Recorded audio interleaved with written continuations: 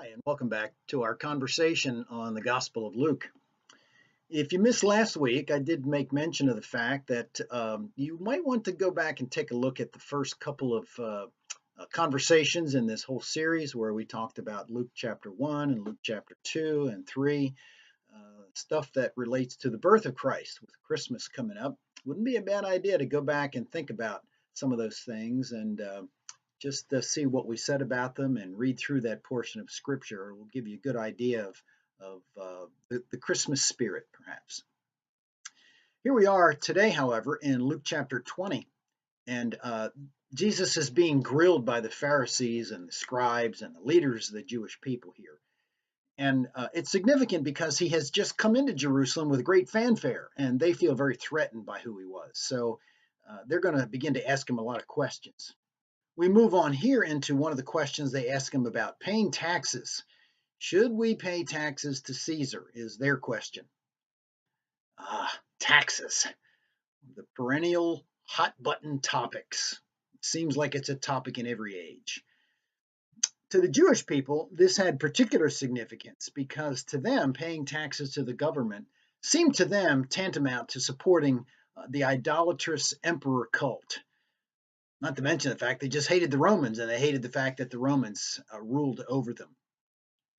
One of the early Jewish historians, separate from the New Testament, by the name of Josephus, recorded that there was a revolt that took place in the early part of the first century under the governor Quirinius.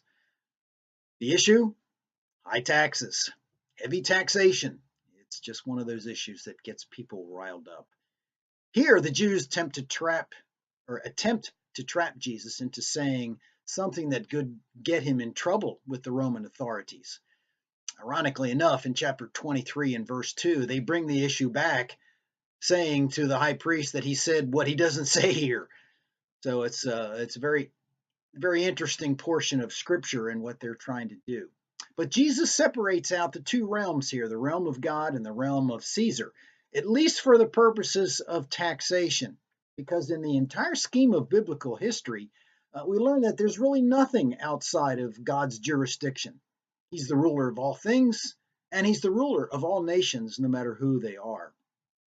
Now, Jesus' answer here, you will want to think about very seriously.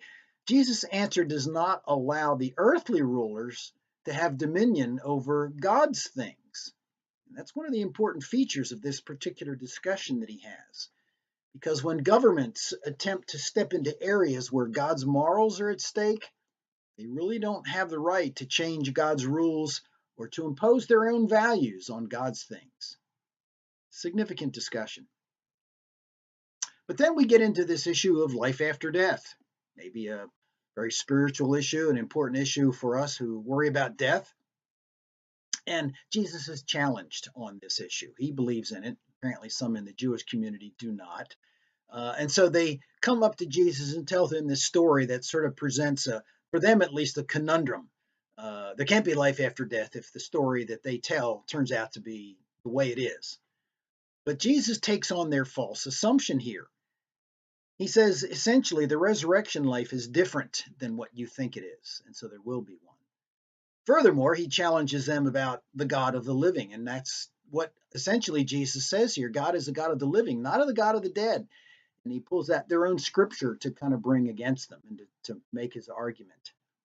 In Jesus' mind and in Jesus' teaching and in Christianity in general, and this issue comes up all the time, there will be a resurrection according to Christian teaching. There will be life after this one. The challenge, of course, is for all of us to think, well, where's my life going to be at that point? What's my life going to be like? How is my life going to fit in to this life after death?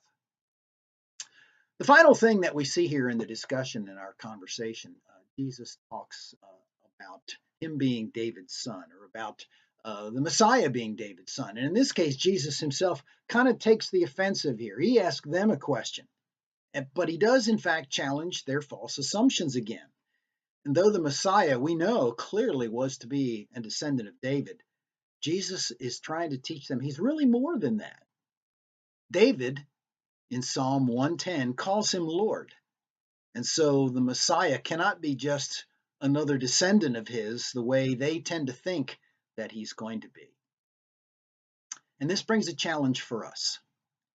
Is Jesus more than a mere human, or more than just a great teacher, or more than just someone who's a really nice guy, really compassionate, cares for the poor the way he does? You know, we have a tendency to want to put Jesus down on our own level, to civilize him in a way. If he really is who he claims, we can feel a little threatened by that because maybe Jesus really is Lord. And I would suggest, after what we've been seeing here in the Gospel of Luke, can we reach any other conclusion other than to say that Jesus was more than any of these things? Well, we still got a resurrection to contend with, but it's a question we need to ask ourselves. Who do we think Jesus is? What's our decision about him? Is he just these things, or is he more?